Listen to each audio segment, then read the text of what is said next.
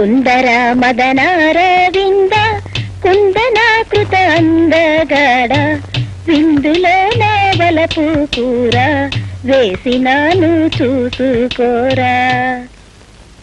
కందిపప్పు పచ్చడిలోన కారమెక్కువ చిన్నదాన ఎర్రబడ్డ కళ్ళలోన పొలపులెక్కడ వెర్రీదానా.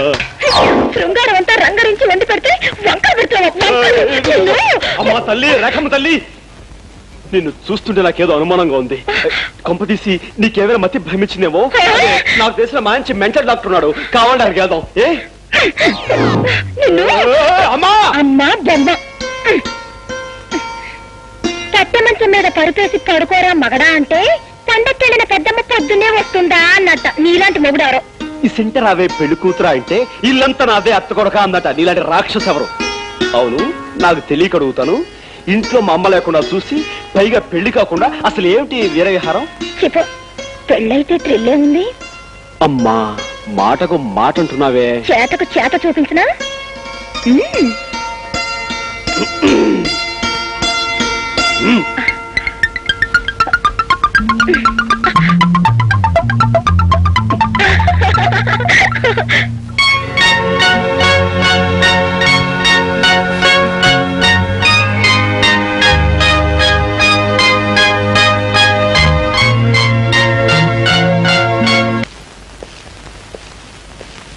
Good morning sir. పిలిచారట? అవును, గండ్రగొడ్డలకి ఉరిశిక్ష ఖాయమైంది. ఎల్లుండి ఉదయం 9 గంటలకే ఉరి తీయాలి. అలాగే సార్.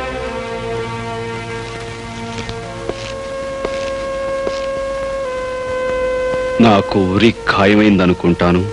అవును, ఎల్లుండి ఉదయమే ఉరి శిక్ష అమలు జరుగుతుంది. I'm sorry.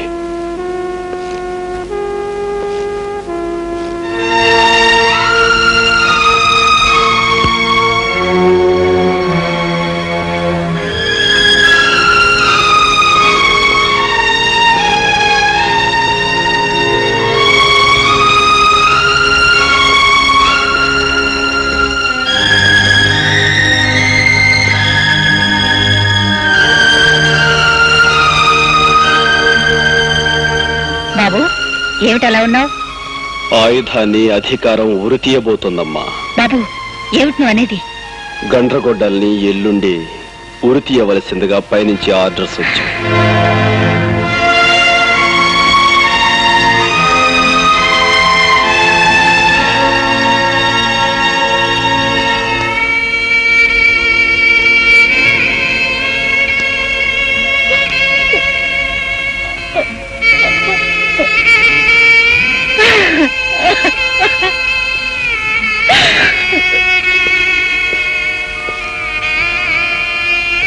ఎందుకమ్మా అంత బాధపడుతున్నావు? అదే లేదు బాబు. నాకు తెలియదు అనుకున్నావా? గండ్రగొడ్డలు నాకు అంతా చెప్పేశాడమ్మా. చెప్పొద్దని నా దగ్గర మాట తీసుకుని నువ్వు తన తమ్ముడు అని వాడే చెప్పేశాడు. అమ్మా, అతను ఆ గండ్రగొడ్డలి నాకు అన్నయ్య అంటే వాడు నీకేం చెప్పలేదా?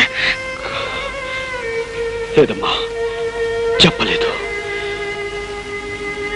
పోలీస్ ఆఫీసర్గా బెదిరించో, భయపెట్టో, అబద్ధం చెప్పో, అవతల వాళ్ళ నోటి నుంచి రహస్యాలు చెప్పించి నిజాలు ఒప్పించి గర్వపడేవాడిని, ఆనందపడేవాడిని. కానీ ఇప్పుడు నీ నోటి నుంచి అతను నా అన్నాన్ని నిజాన్ని చెప్పించి తట్టుకోలేకపోతానమ్మా, తట్టుకోలేక. నా చేతుల మీదుగా రేపు ఉరికబడే మనిషి నా అన్నాన్ని తెలిసి నన్ను స్థితిలో ఉంచిన నా ఉద్యోగాన్ని, వృత్తిని మొదటిసారిగా ద్వేషిస్తున్నానమ్మా, ద్వేషిస్తున్నాను. మీ ఇద్దరికి ఉన్న బంధం తెలిస్తే తనని ఉరి తీయాల్సి నువ్వు ఇలా చిత్రహింస అనుభవిస్తావనే నీకు ఈ సంగతి చెప్పొద్దన్నాడు రా వాడు. ఒకే తల్లికి పుట్టమేమిద్దరు ఒకే నాణానికి ఉన్న బొమ్మ బొరుసుల్లాగా చేరువుగా ఉన్న చెరొక వైపు ఉండిపోయామన్నమాట. అమ్మా, అన్నయ్య మన నుంచి ఎందుకు దూరం అయిపోయాడు? ఎలా మరో దారిలోకి వెళ్ళిపోయాడు? అన్యాయానికి అధికారం, అక్రమానికి ఐశ్వర్యం ఉన్నప్పుడు న్యాయం ధర్మం మీ అన్నయ్యలాగే అందరికీ దూరమై ఆయుధంగాను అగ్గిమంటగాను మారుతాయిరా. అమ్మా చెప్పమ్మా, నాకు నిజం చెప్పు. బాబు, నీకు నిజం తెలియాలంటే 20 సంవత్సరాల క్రితం అమాయకంగా తల వంచుకు బ్రతికే మీ నాన్నగారి గురించి నీకు తెలియాలి. ఉన్న 3 ఎకరాలతో కన్న 3 బిడ్డలతో నేను మీ నాన్న చల్లగా సంతృప్తిగా గడిపేవాళ్ళం. కాలం కలిసి రాక ఒక 7 పంటలు పండకపోవటంతో పొలాన్ని మోతుబరి చిదానందానికి తాకట్టు పెట్టి కుటుంబం గడవడానికి అప్పు చేశారు మీ నాన్న. ఆ చేసిన శాపమైంది. వడ్డీ పేరుతో కొంతగా పొలాన్ని సొంతం చేసుకున్నాడు ఆ నీచుడు. అంతటితో ఆగక బాకీ కోసం మీ అన్నయ్యని మీ నాన్నని తన బానిసలుగా చేసుకున్నాడు. జరిగిన న్యాయాన్ని చట్టానికి చెప్పుకుందామని వెళ్ళి నన్ను ఇన్స్పెక్టర్ జగన్నాథ్ సాక్ష్యం లేదు, ఆధారం లేదు, పొమ్మని తరిమేశాడు. బలి పశువుల్లా మన బ్రతుకులు సాగుతుండగా ఆ చిదానందం తమ్ముడు నీచంగా దుర్మార్గంగా ఒకనాడు నన్ను పట్టుకున్నాడు. అడ్డుపడిన మీ నాన్నని అది కూడా మాకు వడ్డీ కింద లెక్కేరా అని తోసేశాడు. పక్కనే ఉన్న ఇనుప నాగల మీద పడి మీ నాన్న ప్రాణం వదిలారు. నా మీద జరిగే అత్యాచారాన్ని తట్టుకోలేని మీ అన్న రాము గుణపంతో వాడిని పొడిచి చంపాడు. తనంతో చిదానందం మనుషుల నుంచి తప్పించుకోవటానికి చంటిదాన్ని తీసుకుని వాడు, నిన్ను తీసుకుని నేను వేరు దారుల్లో పారిపోయాం. అమ్మా, అన్నయ్య తనతో తీసుకుపోయిన చెల్లాయి ఉంది బాబు. వాడి ఆఖరి కోరిక నువ్వు పల్లెకి వెళ్ళి ఏ కన్న తల్లికి కడుపు శోకం పోగొట్టి బిడ్డని కాపాడావో ఆ తల్లే నీ చెల్లెలరా. అంటే అంటే లక్ష్మణ చెల్లయ్య.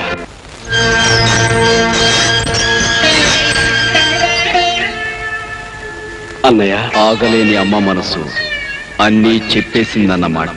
ఆఖరి నిమిషంలో అన్నీ తెలిసాయి అన్నయ్య. నువ్వు నన్ను పంపించింది మన చెల్లెల దగ్గరికే నాకెందుకు చెప్పలేదు? ఏ చెల్లిరా? ఆ పల్లెలో అందరూ నాకు చెల్లెళ్ళే. అన్నయ్య, అవునరా, నేను నిన్ను పంపింది లక్ష్మి మన చెల్లని కాదు. ఆరిపోయే ముందు ఈ దీపం కనీసం ఒక ఇంట్లోనైనా చివరిసారిగా వెలుగునిస్తుందని, ఒక కుటుంబానికైనా సాయం చేస్తుందని. నీ నానే స్వార్థం నుంచి మనిషి ఎదిగి అంతా మనవాళ్ళు. Gopi, this bloody police officer is going to hang you in the early hours of tomorrow. వేల లక్ష్ముల అన్నయ్యను నేనే ఉరుకమ్ము ఎక్కించాలట. నా చేతులతో నేనే స్వయంగా ఉరి తీయాలట. కర్తవ్యం ముందు బాంధవ్యం చిన్నదిరా తమ్ముడు. నా బాధ ఒక అన్నయ్య కోసం కాదు. మరెందుకు?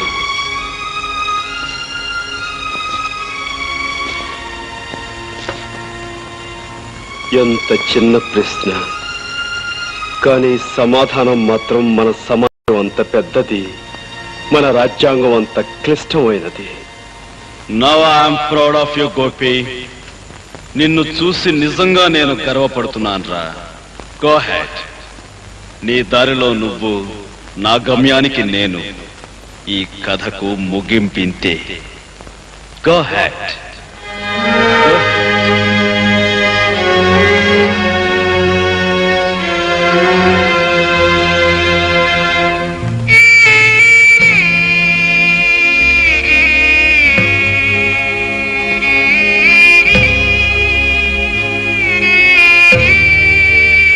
పేగు తెంచుకు పుట్టినవాడు అన్నీ తెంచుకు వెళ్ళిపోతున్నందుకే తల్లి బాధపడటం లేదు.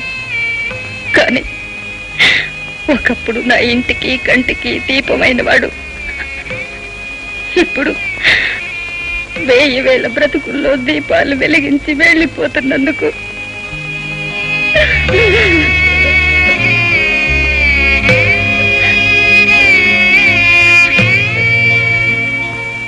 అమ్మా, ఒరే కన్నా, ఎన్నేళ్ల తర్వాత కనిపించిన ఈ బిడ్డకి ఈ కన్న తల్లి ఏమి చేయగలదు, ఏమివ్వగలదురా? 10 మందికి సాయపడటానికి ఈ జన్మనిచ్చావమ్మా. ఇంతకంటే ఏమివ్వాలి? అమ్మా, ఒకే ఒక్క కోరిక అడగాలనుంది. అడగమంటావా? అడగరా నాన్న, ఏం కావాలి అడగయ్యా, అడగరా. అమ్మా, తొలిసారిగా నీ చేత్తో గోరుముద్దలు తినిపించావు. అలాగే ఆఖరిసారిగా నీ చేత్తో అన్నం ముద్ద తినాలను ఉందమ్మా. రాము బాబు,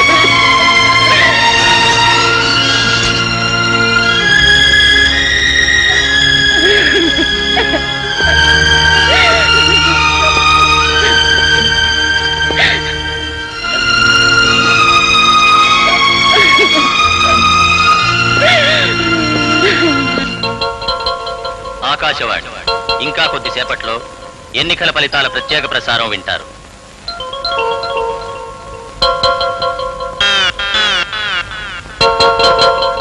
కొంపదీసి పోయారేంటండి బాబు? పాపి చిరాయి అన్నారు, ఆయన ఎందుకు పోతాడండి? మరి కాలు చేతులు ఆటలేదు. అయ్యో శ్వాస కూడా ఆటలేదండి బాబు.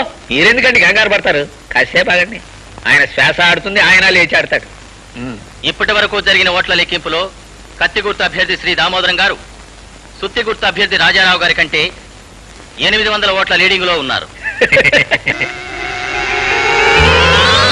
అయ్యా, ఎలాగూ లీడింగ్ తమరే గనక కొయ్యి పారిపోనక్కర్లేదు. కాఫో పాలో డికాషనో ఏదో ఒకటి తీసుకుంటా. నిమ్మకాయ రసం పుచ్చుకుంటాను చక్కటి. ప్రస్తుతం లెక్కింపు జరిగిన ఓట్లలో శ్రీ రాజారావు గారి కంటే శ్రీ దామోదరం గారు 300 ఓట్లు వెనుకబడి ఉన్నారు. ప్రస్తుత ఓట్ల లెక్కింపులో శ్రీ రాజారావు గారి కంటే శ్రీ దామోదరం గారు 1000 ఓట్ల లీడింగ్ లో ఉన్నారు. నేను 1000 ఓట్ల లీడింగ్ లో ఉన్నానా? లీడింగ్ లో ఉన్నా లేకపోయినా తమరు బతుకున్నారు, అదే 10,000. కడపట అందిన వార్త ప్రకారం శ్రీ దామోదరం గారు 3000 ఓట్ల మెజారిటీతో రాజారావు గారి మీద విజయం సాధించారు.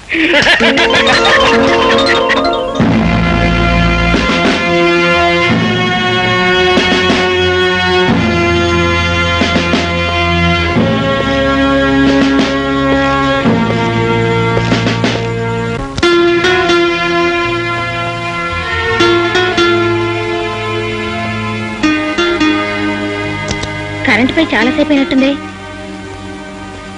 చీకట్లో కూర్చున్నావే.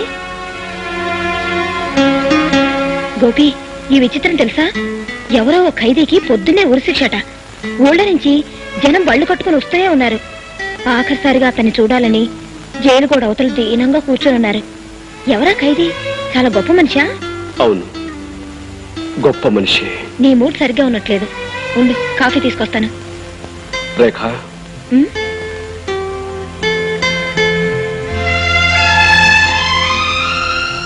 రేఖ, చట్టం గొప్పదా, న్యాయం గొప్పదా?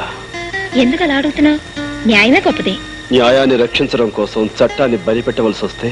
అంతవరకు వస్తే ప్రాణాల్ని బలిపెట్టైనా న్యాయాన్ని రక్షించుకోవాల్సిందే.